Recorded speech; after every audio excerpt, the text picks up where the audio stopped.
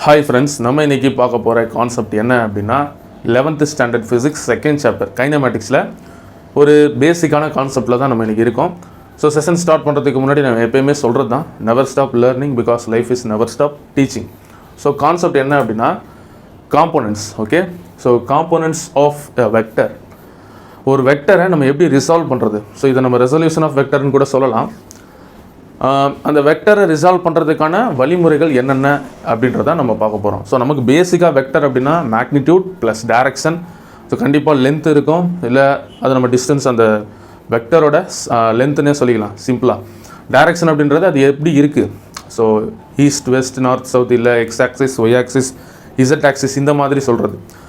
So இப்போது இந்த X axis Y axis Z axis அப்படின்றது நம்ம கார்ட்டீசியன் கோஆர்டினேட் சிஸ்டம் அப்படின்னு நம்ம படிச்சிருக்கோம் இல்லையா. அந்த சாப்டர்லேயே ஸ்டார்டிங்லேயே நம்ம பார்த்துட்டு தான் வந்திருக்கோம். ஸோ அதெல்லாம் பார்க்கலன்னா மறக்காமல் செக் பண்ணி பாருங்கள்.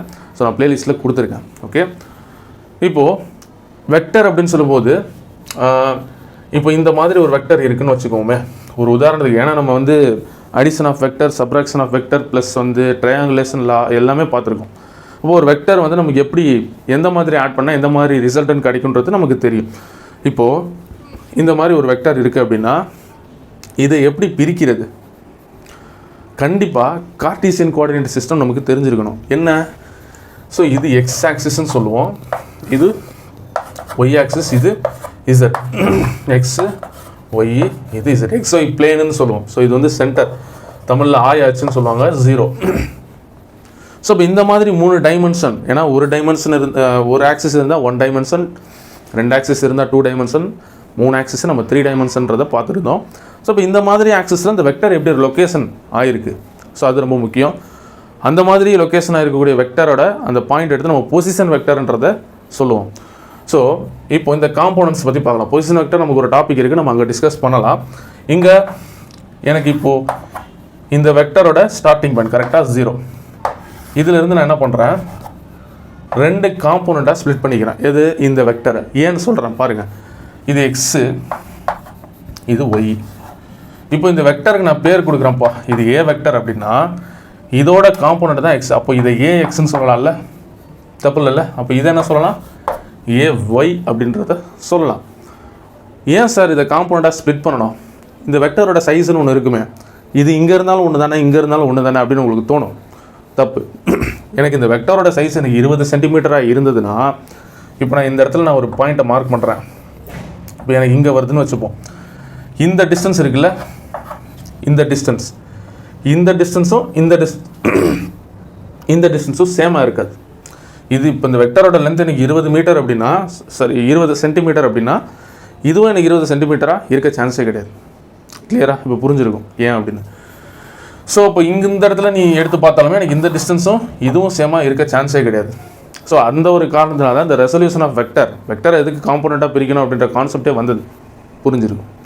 இப்போது நான் என்ன பண்ணியிருக்கேன், இந்த வெக்டரை 2 காம்போனண்ட்டாக பிரிச்சிருக்கேன். அப்போ இதை நம்ம எப்படி சொல்லலாம், 2 டைமென்ஷனல்னு சொல்லலாம். கார்ட்டீசியன் கோஆர்டினேட் சிஸ்டம் படி 2 டைமென்ஷன். ஓகே, இப்போது ரிசல்டன்ட், அதாவது எனக்கு டோட்டல் எப்படி எழுதலாம், ஏ வெக்டர் அப்படின்றது ஏஎக்ஸ் ப்ளஸ் ஏஒய். கரெக்டாக? சரி, வெக்டர் சொல்லியிருக்கோம், கண்டிப்பாக இதோட வெக்டர்னு டைரக்ஷன் காட்டணும்ல. இதோட டைரக்ஷன் என்னது, ஐ கேப். ஞாபகம் இருக்கா, யூனிட் வெக்டர்னு சொல்லியிருப்போம். இதோட வேலை எப்பயுமே எனக்கு டைரக்ஷனாக ரெப்ரசென்ட் பண்ணுறது. ஸோ இப்போ இந்த ஐ கேப், இந்த யூனிட் வெக்டர்னால நமக்கு எந்த யூஸும் கிடையாது. இதோட வேல்யூ 1. ஸோ இப்போ இது ஒய்ன்னு சொல்லும்போது இது ஜே, கரெக்டாக தானே, இது ஐ, இது ஜே, இது கே. ஸோ அப்போ இதை என்ன எடுத்துக்கலாம், ஜே கேப்னு எடுத்துக்கலாம். அப்போ இது என்ன, இங்கே ஐ கேப் வரும், இங்கே ஜே கேப் வரும். சிம்பிளாக இது 2 டைமென்ஷன்ப்பா. இன்கேஸ் 3 டைமென்ஷனில் எழுதணும் அப்படின்னா ஒன்றும் இல்லை, இதை அப்படியே எக்ஸ்டெண்ட் பண்ணிக்க வேண்டியதான். இது இசட், அப்போ இது ஏ இசட் அப்படின்னு எழுதலாம். அப்போ இதோட யூனிட் வெக்டர் எனக்கு K cap. Clear, which means direction, அவ்வளோதான். அப்போ இங்கே 3 டைமென்ஷன்னா ப்ளஸ் போட்டு ஒரே வேலை தான், ஏசட் போட்டு கே கேப் போட்டிங்க அப்படின்னா நமக்கு டோட்டல் 3 டைமென்ஷன் கிடச்சிரும். ஈஸியாக இருக்கா, அவ்வளோதான் மேட்டர். இப்போது இந்த வெக்டரை இப்படி தான் ரிசால்வ் பண்ண முடியும். இதை நம்ம ஆங்கிள் வச்சும் பண்ணலாம். எப்படின்னா, இந்த ஏ வெக்டருக்கும் இந்த எக்ஸுக்கும், எப்படி இந்த ஏ வெக்டருக்கும் இந்த எக்ஸுக்கும் ஒரு ஆங்கிள் கண்டிப்பாக ப்ரொடியூஸ் ஆகும், அது தீட்டா.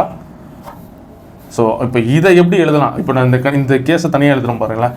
இது ஏ வெக்டர், இது எனக்கு காம்போனன்ட் ஏ வெக்டர், இது ஏஎக்ஸ் காம்போனன்ட். கரெக்டாக? அப்போ இங்கே ப்ரொடியூஸ் ஆகக்கூடிய ஆங்கிள் தீட்டா. இப்போ இது எப்படி எழுதலாம் அப்படின்னா ஏஎக்ஸ் அப்படின்றது ஏ காஸ் தீட்டான்னு எழுதணும். ஏன் சார் காஸ் தீட்டா அப்படின்னா எனக்கு ஹரிசாண்டல் ஸ்ட்ரெயிட் லைன் நம்ம கன்சிடர் பண்ணுறோம் அந்த விஷயத்தில் இது தேவைப்படுது அப்படின்னா எப்பயுமே காஸ் தீட்டா தான் கன்சிடர் பண்ணணும். காஸ் தீட்டா தான் எடுக்கணும் ஹரிசாண்டல் அப்படின்ட்டாலே. இது ஜஸ்ட் ஒரு பேசிக் ரூல், அவ்வளோதான். ஓகேயா? ஸோ இது புரிஞ்சிருக்கா? ரைட். இப்போ இதே மாதிரி நமக்கு வெர்டிக்கல் மட்டும் எடுத்தோம் அப்படின்னா, சரிப்பா இப்படி வராது. வெக்டர் வெர்டிக்கல் அப்படின்னா இப்படி இருக்கும். வெக்டர் எனக்கு ஹரிசாண்டல் இல்லைப்பா, நான் ஒன்லி பற்றி இந்த மாதிரி கன்சிடர் பண்ணுறேன் ஏஒய் ஏ வெக்டர்.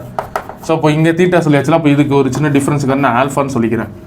அப்போ எனக்கு A Y will be equal to cos theta எடுத்தாச்சுல கண்டிப்பாக வெர்டிக்கல் செங்குத்து, இல்லைனா நம்ம வெர்டிக்கல் பெர்பெண்டிகுலர்னு கூட சொல்லலாம் 90 டிகிரி. ஸோ இது எனக்கு அந்த மாதிரி ஒரு காம்போனண்ட்டை எடுத்தோம் அப்படின்னா நமக்கு கண்டிப்பாக இந்த இடத்துல சைன் தீட்டாவை எடுக்கணும். ஹரிசாண்டல்னா காஸ் தீட்டா, வெர்டிக்கல் அப்படின்னா சைன் தீட்டா தான். அதில் எந்த ஒரு டவுட்டோ இல்லை எந்த ஒரு மாற்றமோ மாறவே மாறாது. இது பேசிக் பேசிக் பேசிக். இதுக்கு அடுத்தடுத்து நம்ம ப்ராப்ளம்ஸ்லாம் பார்க்கும்போது நம்ம ஹரிசாண்டல் வெர்டிக்கல் வச்சு தான் கேன்சல் பண்ணிவிட்டு எதுனா ஒன்று தான் எடுப்போம். ஸோ அந்த கண்டிஷனுக்கு ஏற்ற மாதிரி மாறும். ரைட்? சரி, இப்போ நமக்கு இதை எடுத்தாச்சு, ஆங்கிள் வச்சு சொல்லியாச்சு. கரெக்டாக? இப்போ இந்த இடத்துல எனக்கு ஆல்ஃபான்ற ஆங்கிள் ஃபார்ம் ஆகும். இவ்வளோ தான் விஷயம். இந்த காம்போனன்ட்ஸ் ஆஃப் வெக்டரில் ரெசல்யூஷன் ஆஃப் வெக்டர் இப்படி தான் இந்த வெக்டரை சால்வ் பண்ணணும், இப்படி தான் எழுதணும். நமக்கு ஒரு சின்ன ஃபார்முலா கொடுத்துருப்பாங்க. ஒரு A will be equal to square root of A X square plus A Y ஸ்கொயர்னு சொல்லியிருப்பாங்க. ஏஎக்ஸ் ஸ்கொயர் ப்ளஸ் ஏஒய் ஸ்கொயர்னு சொல்லியிருப்பாங்க. நல்லா பாருங்கள், இது என்ன சார் அப்படின்னா ஒன்றும் கிடையாது. இது எப்படி புரிஞ்சுக்கணும்னு சொல்கிறேன் பாருங்களேன். இந்த ஏஎக்ஸ் ஏஒய் இருக்காதுக்கு இதில் சப்ஸ்டியூட் பண்ணுங்களேன். என்ன வரும்? A will be equal to square root of A X இருக்க இடத்துல ஏ ஸ்கொயர் காஸ் ஸ்கொயர் தீட்டான்னு வரும். கரெக்டாக? பொறுமையாக அப்படியே சப்ஸ்டியூட் தான் பண்ணுறது. ஏன்னா ஸ்கொயர் இருக்குது, அப்படியே ஸ்கொயர் பண்ணணும். ப்ளஸ் ஏஒய் இருக்க இடத்துல ஏ ஸ்கொயர் சைன் ஸ்கொயர் தீட்டான்னு வரும். இதில் எந்த டவுட்டும் இருக்காது. இப்போ இந்த ஏ ஸ்கொயர் காமன் வெளில எடுத்துடலாமா? வெளிலனா உள்ள ப்ராக்கெட் போட்டு எடுத்துடலாம். இப்போ A square into cos square theta sine square தீட்டாவோட வேல்யூ ஒன்று தான். அப்போ அதை எழுதணும்னு அவசியம் இல்லை, அப்படியே விட்டுடலாம். இப்போ இந்த ஏ ஸ்கொயருக்கும் ரூட்டுக்கும் கேன்சல் ஆகிடும். அப்போது வெளியில் என்ன இருக்குது? ஏ. ஸோ ஏ ஈக்குவல் டு ஏன்ற மாதிரி வந்துருச்சா? அவ்வளோதான். ஸோ அப்போது இவ்வளோ தான் விஷயம். இதில் நான் வேறு எதுவும் சொல்கிறதுக்கு இல்லை. நமக்கு பொசிஷன் கொடுத்துருப்பாங்கப்பா, அது ஒன்று தான் இருக்கா? ஒன்றும் இல்லை. இப்போ இந்த வெக்டர் எந்த இடத்துல லொக்கேஷனாக இருக்குது? P of X Y Z. அதாவது எனக்கு டிஸ்டன்ஸ் மாதிரி எனக்கு இந்த வெக்டரோட ஹைட்டை வச்சு இந்த மாதிரி எடுத்துருப்பாங்க. ஓகேயா? ஒரு பிளேனை வச்சு எடுத்துருப்பாங்க. ஸோ பொசிஷன், அதாவது இது இன்னும் சிம்பிளாக சொல்லணும்னா உன்னோட ரூம் இல்லை கிளாஸ் ரூம் அந்த மாதிரி ஏதாவது இருந்ததுன்னா ஒரு கார்னர் மட்டும் பாரு. ஸோ அதிலேருந்து நமக்கு height, so horizontal direction vertical டைரக்ஷன்ற மாதிரி பிரியும். ஸோ அதை வச்சு தான் இந்த பொசிஷனே எடுப்போம். பின்றது பொசிஷன் வெக்டர். அந்த வெக்டர் லொக்கேட் ஆகிருக்கக்கூடிய அந்த பிளேனோட பொசிஷன், ஹைட்டு, இதெல்லாமே சொல்கிறது தான். ஓகே, ஸோ இவ்வளோ தான் concept. 2 dimension 3 dimension Cartesian coordinate system சொல்லியாச்சு. தீட்டா வச்சு எப்படி எடுக்கணும்னு சொல்லியாச்சு. இதில் ஏதாவது டவுட் இருக்குமான்னு கேட்டால் கண்டிப்பாக இருக்காது. இன்கேஸ் டவுட் இருந்ததுன்னா மறக்காமல் கமெண்ட் செக்ஷனில் மென்ஷன் பண்ணுங்கள். ஸோ வீடியோ ஈஸியாக இருந்தது அப்படின்னா உங்கள் ஃப்ரெண்ட்ஸுக்கும் மறக்காமல் ஷேர் பண்ணுங்கள். So thank you and God bless you all.